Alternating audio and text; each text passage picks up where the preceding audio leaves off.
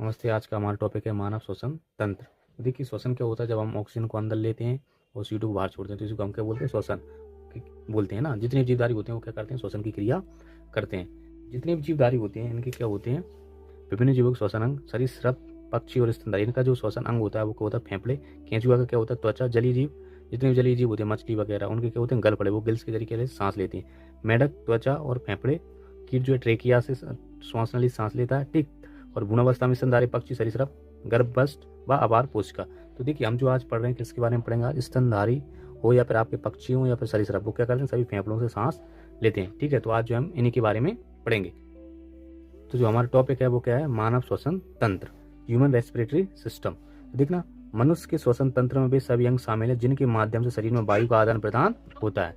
इनमें सर्वाधिक महत्वपूर्ण अंग फेफड़े या फुफ्फुस है। मानव श्वसन तंत्र के मुख्य अंग कौन कौन से? नासिका, नाक, नासागुआ, ग्रसनी, स्वरयंत्र, श्वास नली, श्वसनिकाय, फेफड़े और डायफ्राम। इन्हीं के जरिए जो होता है हमारा श्वसन क्रिया होती है। इनमें सब में जो मेन होता है वो क्या होता है? फेफड़े। फेफड़ों के जरिए हम क्या लेते हैं? सांस लेते हैं, ठीक है। तो जो है हम पहले देखते हैं नसिका को। नसिका या नाक है मानव श्वसन तंत्र का प्राथमिक भाग है जो नासिका छिद्रों में विभाजित होता है। इन नासिक छिद्रों के बेसमों या गुहाओं के अग्रभाग में रोमयुक्त त्वचा के स्तर पाया जाता है जो बैक्टीरिया धूल के कणों को श्वसन के मार्ग में जाने से रोकता है। इसका मुख्य कारण सूंड है। तो देखिए, जो हमारी नाक होती है, ये जो हमारी नाक है इसको हम क्या बोलते हैं? नसिका या फिर नाक इसको बोलते हैं, है ना। ये हमारे श्वसन तंत्र का प्राथमिक अंग है। इसके जरिए क्या होता है? जो भी वायु होती है इसी के जरिए क्या होती है? हमारे अंदर जाती है। इसी के अंदर देखिए क्या होते हैं? दो छिद्र होते हैं, है ना, जिनको हम नासागुआ बोलते हैं। उनमें क्या होते हैं? बाल वगैरह होते हैं, जिससे क्या होता है? जो भी धूल के कण होंगे, जो भी बैक्टीरिया वगैरह होंगे, वो क्या होते हैं? उन बालों के जरिए क्या होता है? रोक लिया जाता है, ठीक है। नासिका के अंदर देखिए नासागुआ, दो छिद्र होते हैं, हमारी नाक में दो छेद होते हैं ना, उन्हीं को हम क्या बोलते हैं? नासागुआ बोलते हैं। नासिका में स्थित छिद्रों को नासा गुहा कहते हैं। इसी गुहा के माध्यम से वायु शरीर में प्रवेश करती है। नासा गुहा में श्लेष्म झिल्ली की एक पतली सतह पाई जाती है जो श्लेष्म का स्राव करती है। वायु में उपस्थित हानिकारक जीवाणु तथा धूलकण इसी श्लेष्म के द्वारा नासा गुहा में ही रोक लिए जाते हैं, जिससे स्वच्छ वायु गृहिका में प्रवेश करती है। तो यहाँ पर क्या होता है? जो नाक जो छिद्र होते हैं उनमें क्या होता है? इसमें बाल रहते हैं आपके ना, जिससे क्या होता है? ये फिल्टर का काम करते हैं। मतलब जैसे कोई वायु वगैरह उसमें कोई धूल के कण है तो क्या हुआ? हमारे शरीर में अंदर ना जा सके। और इस नासा गुहा में क्या होता है? श्लेष्म की झिल्ली पाई जाती है। वो क्या करती है? श्लेष्म का स्राव करती है। चिपचिपा पदार्थ होता है श्लेष्म, जिसको हम म्यूकस भी बोलते हैं, है ना। इससे क्या होता है? चिपचिपा पदार्थ जितने भी कण वगैरह अंदर चले जाते हैं हमारे नाक में, तो इनके द्वारा क्या होता है? रोक लिया जाता है। क्यों रोक लिया जाता है? अगर ये हमारे फेफड़े में चले जाए तो हमको इससे थोड़ी दिक्कत हो सकती है सांस लेने, है ना। तो ये था हमारा क्या? नासा गुहा। देखिए, ये थी हमारी नाक पर ये जो भाग होता है इसको हम बोलते हैं नासा गुहा। देखिए, हम ग्रसनी दिखते हैं तो हमारा ये जो वाला भाग होता है, ठीक है, ये जो वाला भाग है ये आपकी क्या रहती है? ग्रसनी फेरिंग्स रहती है। तो है पाचन एवं श्वसन तंत्र का महत्वपूर्ण अंग है जो कंठ द्वार के द्वारा श्वास नली में खुलती है। जब हम भोजन को निकालते हैं तो कंठ द्वार एक उपास्थि युक्त संरचना एपिग्लोटिस कंठ द्वारा ढक जाता है, जिससे भोजन श्वास नली में नहीं जा पाता। तो देखिए, जो ग्रसनी होती है यहीं से हमारी दो नलियां जाती हैं। यहाँ से जो ग्रसनी है यहाँ से हमारी दो नलियां जाती हैं। एक तो जाती है हमारी श्वास नली और दूसरी इसके पीछे होती है हमारी क्या? भोजन वाली नली, जिसको ओसोफोगस या ग्रसिका जिसको हम बोलते हैं। तो देखना, जब भी हम खाना खाते हैं तो क्या होता है? जब हम खाना खाते हैं तो क्या होता है? जो एपिग्लोटिस रहता है, जो ग्रसनी में एपिग्लोटिस रहता है, वो क्या हो जाता है? बंद हो जाता है, जिससे क्या होता है? हमारा खाना जो है हमारे श्वास नली में नहीं जा पाता है ना। तो देखना, जो एपिग्लोटिस होता है उसका क्या होता है? एपिग्लोटिस कुछ ऐसा रहता है, हमारे जो हमारे फूड पाइप और ट्रेके रहते हैं ना, इनके ऊपर जो ग्रसनी में। तो देखना, यहाँ पर जो हमारे इसके ऊपर क्या ग्रसनी है, यहाँ पर इसी में क्या रहता है? जब हम खाना खाते हैं तो जो एपिग्लोटिस है ना, ये क्या हो जाता है? ये बंद हो जाता है, ठीक है। और क्या होता है? जैसे भोजन का हमारे श्वास नली में नहीं आ पाता, वो कहाँ चला जाता है? हमारी फूड पाइप के द्वारा कहाँ चला जाता है? हमारे आमाशय में चला जाता है, ठीक है। तो इस प्रकार जो हमारा एपिग्लोटिस काम करता है। देखिए, आप अब ग्रसनी की बात जो है हम स्वर यंत्र के बारे में देखते हैं।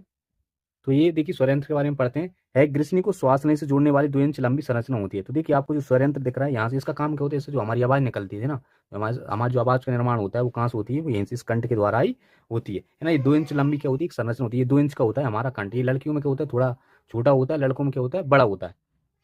पुरुष में लंबी तथा महिलाओं में छोटी होती है। इसका मुख्य कार्य ध्वनि उत्पन्न करना है। याद रहे, अगर आपसे कोई पूछे और हमारे एग्जाम में ऐसा जाए कि हमारी ध्वनि का निर्माण कहाँ पे होता है, कहाँ से उत्पन्न होती है, तो वो होती है हमारी लेरिंग्स, या फिर इसको हिंदी में बोलते हैं स्वर यंत्र के द्वारा होती है। इसका मुख्य कार्य क्या है? ध्वनि उत्पन्न करना होता है। इसके अतिरिक्त है भोजन को निगलने, खांसने तथा श्वसन मार्ग की रक्षा करने में भी सहायक होता है। तो इस प्रकार जो हमारा स्वर यंत्र है वो अपनी भूमिका निभाता है।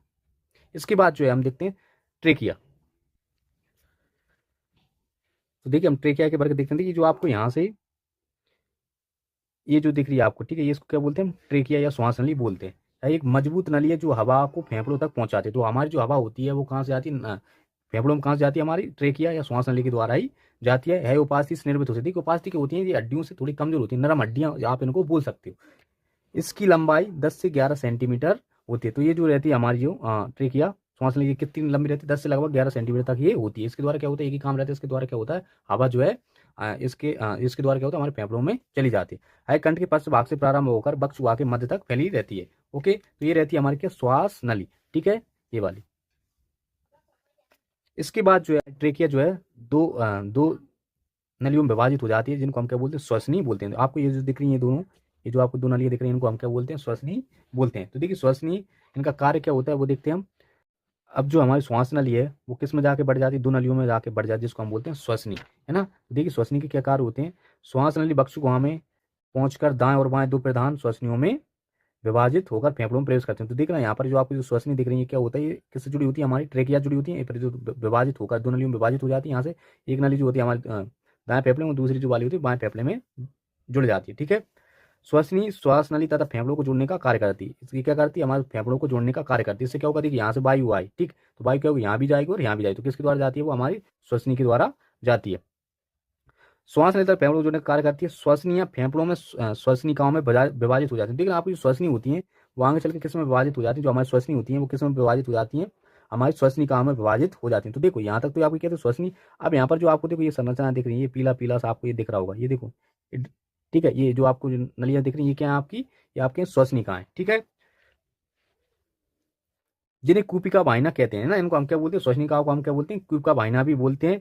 श्वसनिकाएं आगे जाकर छोटे छोटे वायुकोश तथा एल्वियोलाई में खुलती हैं। प्रत्येक वायुकोश फेफड़ों की संरचनात्मक एवं कार्यात्मक इकाई। तो देख, तो जो हमारी श्वसनिकाएं होती है, देखिए आगे चल के किस में विभाजित हो जाती है, छोटी छोटी कूपिकाओं में ये क्या हो जाती है, विभाजित हो जाती है ना। तो यहाँ पर क्या हुआ, देखिए इनका काम, जैसे आपका काम क्या करती है, वायु लेके आती है, और हमारी श्वसनिकाएं क्या करती है, वायु लेके जाती है कहाँ तक, जो एल्वियोलाई होती है जिसको हम कूपिका बोलते हैं, यहाँ पर क्या होती है, वायु आती है। आपको देखो ये जो आपको संरचना दिख रही है, ये जो आपको ये जो ऐसी संरचना दिख रही है, इनको हम बोलते हैं कूपिका। इन्हीं में क्या होती है, हमारी वायु चली जाती है। जो कूपिका रहती है वो रक्त वाहिनियों से क्या होती है, जुड़ी हुई रहती है ना। तो यहाँ पे क्या होता है, जो ब्लड होता है उसमें जाके क्या होता है, हमारी ऑक्सीजन मिल जाती है। तो देखिए ऑक्सीजन को ले जाने का काम कौन करता है, हमारे ब्लड में हीमोग्लोबिन जो रहता है, हीमोग्लोबिन वो क्या करता है, हमारी जो भी ऑक्सीजन आती है, ठीक है, जो भी ऑक्सीजन हम लेते हैं अंदर ग्रहण करते हैं, तो क्या होती है, इनके द्वारा कहाँ पे मिलती है, हमारी रक्त वाहिकाओं में मिलती है। रक्त वाहिकाओं में क्या रहता है, हमारा हीमोग्लोबिन रहता है, वहाँ पे मिलकर क्या होता है, हमारे कोशिकाओं के माइटोकॉन्ड्रिया में पहुंचती है, और वहाँ से क्या होता है, ऊर्जा का निर्माण हो जाता है, और फिर CO2 का निर्माण होता है, वो वापस इन्हीं के जरिए वापस आ जाती है।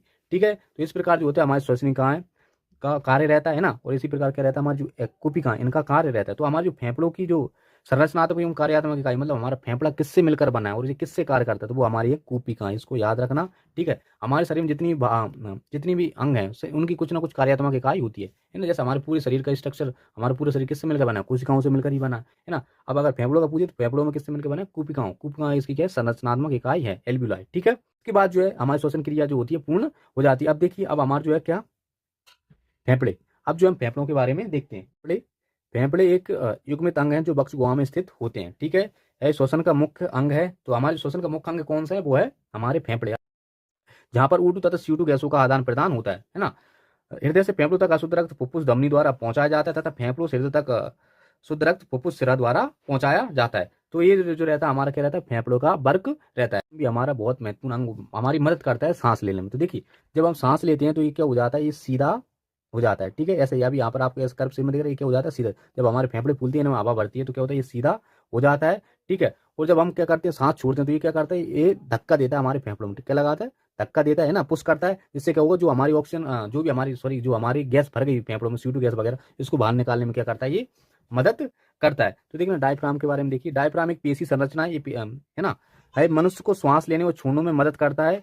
यह बक्ष गुहा और उदर गुहा को अलग करता है। जब यह सिकुड़ती है तो छाती की मात्रा बढ़ती है, जिससे हवा अंदर आती है ना। जब ये सिकुड़ेगा मतलब ये सीधा होगा, तब क्या होगा, हवा अंदर आएगी। जब ये क्या होगा, इस दोबारा कर्व शेप में आएगा तो क्या होगा, हवा बाहर निकलेगी।